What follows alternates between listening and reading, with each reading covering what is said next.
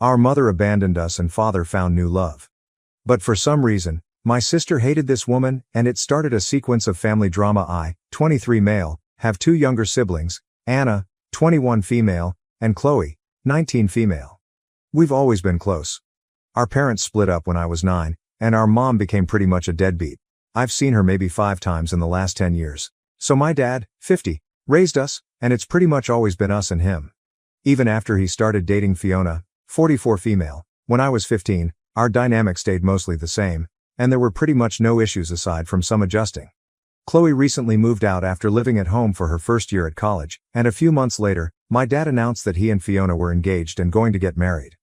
In my opinion, everyone expected this would happen since they were together for so long, but Anna was very upset. She's been complaining to everyone about it for weeks, but mostly to me.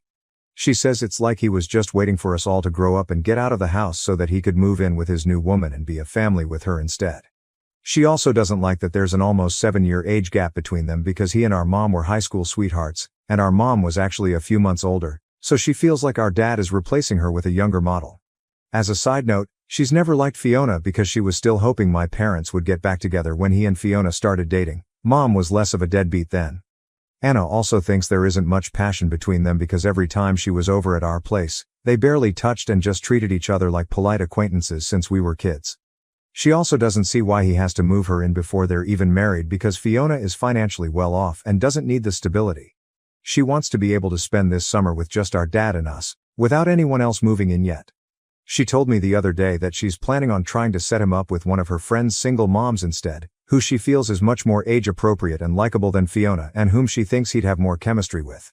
She's planning on telling him this weekend and wants me to back her up. I just lost my patience and told her to leave me out of this and that she's ruining his life by trying to set him up on some blind date as if he's a child.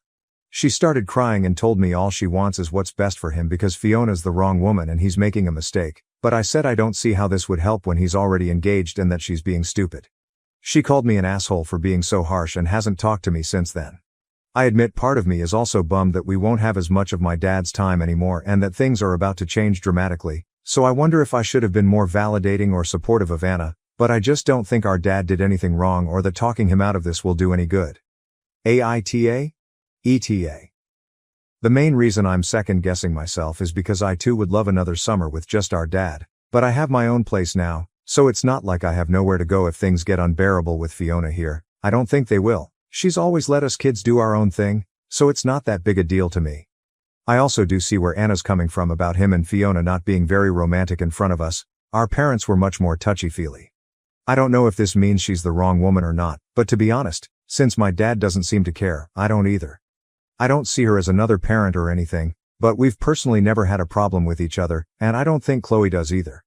I do agree my dad deserves to do whatever he wants to be happy at this point. Update 1, thanks to everyone who shared all the advice.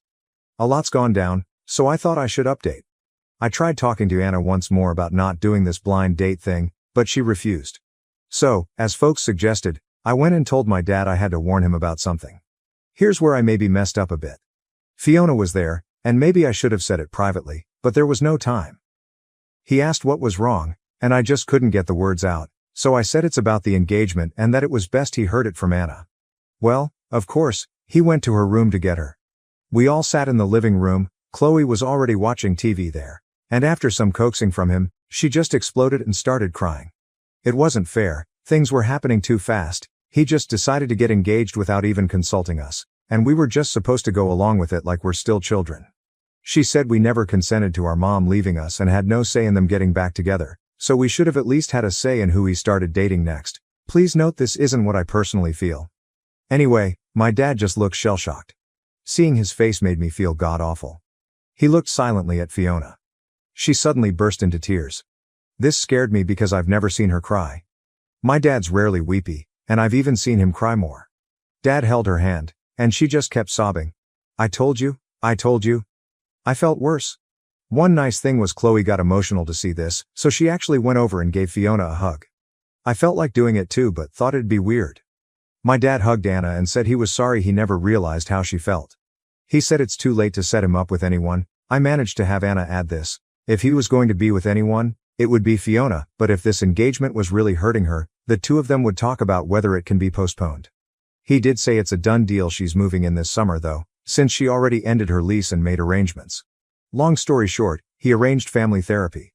Fiona actually suggested it and said she was willing to participate if it would help. I don't think I need therapy, but I think I'm going to do it just to help. Chloe agreed, and Anna hasn't said anything since this happened, but I think that's a sign she's accepted it. Things were okay for the rest of the evening, thank God no blind date. Dad asked if I was okay and thanked me for doing this. He said he was proud of me. I teared up. He and Fiona sat on the porch for the rest of the night with his arm around her. I'm honestly relieved. Things have been calm since then. Anna's still quiet, but at least she's not avoiding us or objecting to therapy. The first one starts early July, and he's booked it for just us four for now. Thanks for all the support, everyone. I'm really hopeful things will get better from now on. ETA. While it's true my dad never asked us for permission to date Fiona, I remember him saying many times that he was starting a relationship and that his biggest hope was for us to be okay with it, and if not, he'd do whatever it took to help us get there.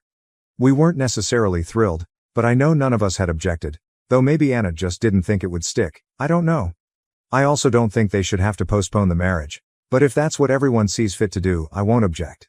ETA 2. Just want to clarify, my dad and Fiona are still engaged. No one's called off or postponed the marriage yet, which I'm glad about.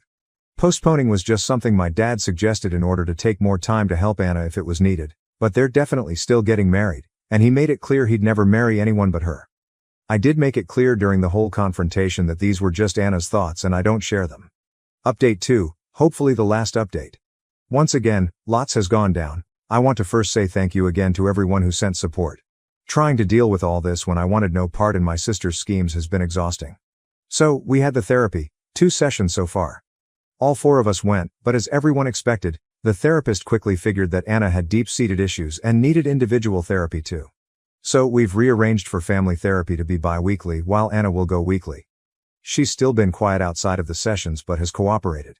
She cried some more talking about our mom and mentioned feeling betrayed that Chloe and I seem to get over it so easily. Side note, that's not true, I can't speak for Chloe, but I grieved over our mom's abandonment too. I just dealt with it differently. I internalized a lot, and I felt mostly angry at her, not yearning for her back. The therapy we had as kids helped me cope a lot. Though she's committed to continuing therapy, Anna went back to her place. I think it's for the best right now. We had a heart-to-heart before she left, and I told her that while I know she's still mad at me, I still love her and will always be there for her. She seemed to appreciate that. I can tell our relationship won't be the same, which sucks a bit because I've looked out for my sister since our mom walked out on us. But I know I did the right thing in telling her she was wrong with what she was doing to our dad and Fiona. Fiona's mostly all moved in, and to be honest, it's been nice overall. Some comments were misunderstanding my stance on her, so I want to reiterate, I've never had a problem with Fiona. And I never thought he needed any permission to date anyone. It was just enough for me that he was open with us about it. The reason I seemed indifferent before is because I was already 15 to 16 when I first met her and moved out only 2.5 years later. We didn't really bond then because she was very hands-off, which I was okay with. Back then, while I was 100% okay with my dad dating, I wasn't in the headspace to see any partner of his as a familial figure because of my mom's toxicity at the time. I was very introverted and only secure with my dad and siblings, but that was a long time ago, and it's different now. She and Chloe started going shopping and getting their nails done, which is cute. I make omelets for breakfast, and she praises them to the skies. And yes, we had that hug. It was when I was helping her with some of her boxes outside the house, and I just blurted out that I'm grateful she's still staying by my dad and they deserve to be happy together. She was the one who got teary-eyed and pulled me into a hug and said she was grateful to me for going to bat for my dad and her. I'll admit I got a bit emotional too. I know it's totally fine, I'll never see her as a parent, but in that moment, for some reason, I felt the protective instinct I usually do with my sisters. I don't know if that's normal or not, but it felt right. I'm going back to my place in a few days too. Not because anything's wrong, but I want my dad and Fiona to have their space. Chloe will still be home for the summer, but at least it'll be less crowded with just her. Thanks to everyone who sent good wishes to me and my family. Hope there'll be no need for more updates. I want to add, some people thought we were all girls. I'm a guy. ETA 1. Some folks couldn't understand why my dad seemed so sensitive to Anna's feelings and were outraged that I even still care about her. I mean, she's still my sister at the end of the day, and it's not like I can just turn it off, so hopefully this can explain it. As much as I completely understand where Anna is coming from and why she has had this built-up resentment from all the unacknowledged trauma from our mother abandoning us and coming and going without being consistent, I can't help but feel really bad for Fiona. To be 8 years into a serious relationship in your 40s, a relationship where you've already had to move so slowly and progressing it, more slowly than people at that age normally would, even with kids. Because your boyfriend was being so mindful of making sure his kids felt secure and accommodated. Which is important, and I'm sure Fiona completely understands and didn't mind that, and qualities like this are probably a massive part of why she loves your dad. But to finally be in a position to take those natural long overdue next steps of living together and getting engaged, only to have to slow your relationship right back down again to the point of pausing your engagement, to accommodate your partner's 21-year-old daughter, who's already moved out for college and doesn't live with your boyfriend anymore, because after 8 years she still feels uncomfortable and like the relationship is rushed, is asking a lot from Fiona when she's already been so patient and accommodating of you all. And on top of this, to find out this young woman you've known since she was 13 hates you so much she was going to set your fiancé up on a date with another woman to try and ruin your engagement. And the only reason your fiancé boyfriend isn't slowing down your moving in to make Anna comfortable is because he can't, as you've already ended your lease. Your dad is at a very serious risk of losing Fiona over this. She has gone above and beyond for him and you all for almost a decade. Pausing her engagement for a 21-year-old was an incredibly gracious thing for her to do. I hope family therapy is able to help Anna and everyone else understand that as you're all adults and have moved out and have started to move on with your lives, your dad is allowed to do the same and marry Fiona without having to ask permission from his adult children. That he's not leaving you all behind. His life is evolving as all your lives are evolving too since you all moved out. And you will all still get to have one-on-one time with your dad. You're all old enough to arrange that, and there is always a place for you in your dad's house. You'll just have Fiona there too from now on. ETA 2. Others were confused why I wanted a summer with my dad or seemed to think it was weird. We've always gone home for most or all of the summer during college. I work, but graduated recently, so that's normal to us. I hadn't planned to hog my dad all summer. The thing is, I had a pretty rough breakup recently with my girlfriend of approximately 4 years. There's no bad blood, but it had me a bit depressed, and my dad was really supportive and helpful, so more of that would have been nice. I wasn't comfortable yet discussing that private stuff with Fiona there. But I in no way need it to move on, and am more than happy, and able, to overcome it without him so he can chill with Fiona. Story 2. My stepdaughter wants her real dad to give her away. My stepdaughter will be getting married on August 3rd. The wedding planning has consumed most of her and her mother's life. I say her mother because we aren't married, though we've lived together for 10 years, for the past 6 months. My stepdaughter graduated last December from university. I paid for her to go to college. Though it was a state school, it still ran $40,000. She does not have a job and has been living with us for the duration of her college career and since her graduation. I also bought her a car to get back and forth from school when she finished high school. From time to time, her deadbeat father would pop into her life, and she would fawn all over him. Although he has not contributed a cent to her education or paid any child support, though that is my girlfriend's fault, as child support was not part of the settlement, she still loves him and wants him in her life. He stays long enough to break her heart by skipping town and breaking some promise that he made her. The wedding venue holds 250 people max. I gave them a list of 20 people that I wanted invited, since I was paying for everything. They told me that was no problem and they'd take care of it. So I let these people know they'd be getting an invite and they should save the date. Saturday, I saw one of my friends on this list at the golf course and asked if he was coming. He told me that he wasn't invited. He told me that he got an announcement, but not an invitation. He had it in his back seat, along with probably 6 months of mail, and showed it to me. Sure enough, it was just an announcement and my name was nowhere on it. It had her dad's name and her mom's name and not mine. This led to a pretty big fight with my girlfriend, as I found out that none of my list of 20 made the cut for the final guest list because 250 people is very tight. I was pissed, but not a hell of a lot I could do because the important people in my life had already been offended. My girlfriend said, if some people didn't RSVP yes, I might be able to get a couple of people in. But that is an ultimate slap in the face, in my opinion. So, I was boiling on Saturday. Yesterday, we had a Sunday dinner with the future in-laws family and us and a surprise guest, the real dad. At this little dinner, my stepdaughter announced that her real dad was going to be able to make it to her wedding and that now he'd be able to give her away. This was greeted with a chorus of, "Oh, how great, and how wonderful." I don't think I have ever felt so angry and so disrespected. I was shaking. I took a few seconds to gather my composure because I honestly wasn't sure if I would cry or start throwing punches or both.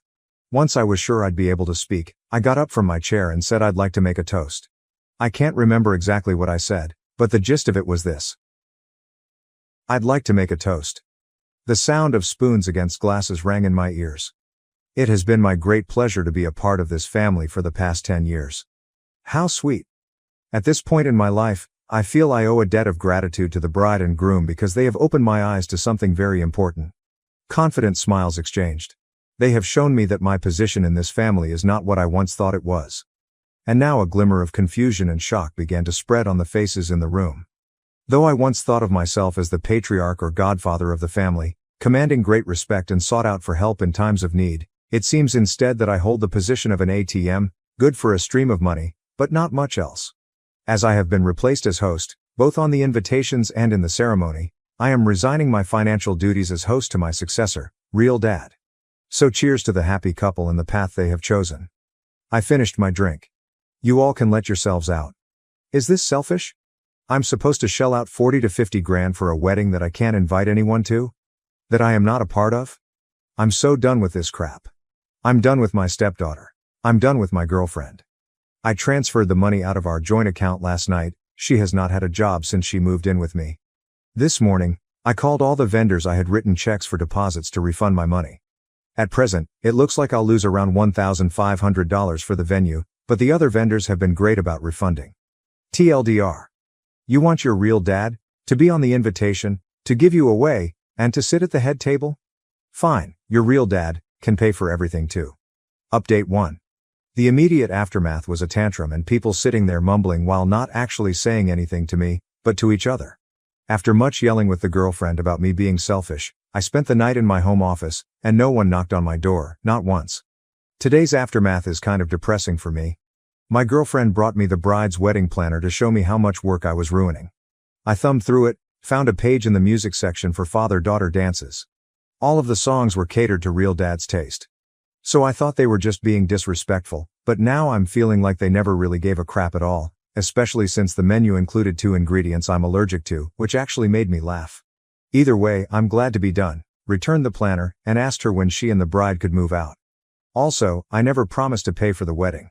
I offered them the use of my home when they were sure it was going to be small, but other than that, all I've heard is how it's the bride's family that should pay, so let it be the bride's family then, aka, not me. Final update. The girlfriend and bride are now moved out. They are moving in with the groom. It was very hard not to be petty with some of the belongings they took with them, but it's done, and I switched out the locks, and now it's time for a brew. I can't believe how popular this story got, but I feel good to be given support by so many. If I find out what happens with the wedding, I will let you know, but I can't guarantee that I will put in the effort to find out. From what I've heard, they are trying to scale things back, and get his parents to help out. My girlfriend burned bridges when I found out she tried to write herself a check on our joint account the day after the unpleasantness. By then, I had already moved money, so I guess I'm a bigger ass than her, but I could feel it coming. That's all. Thanks.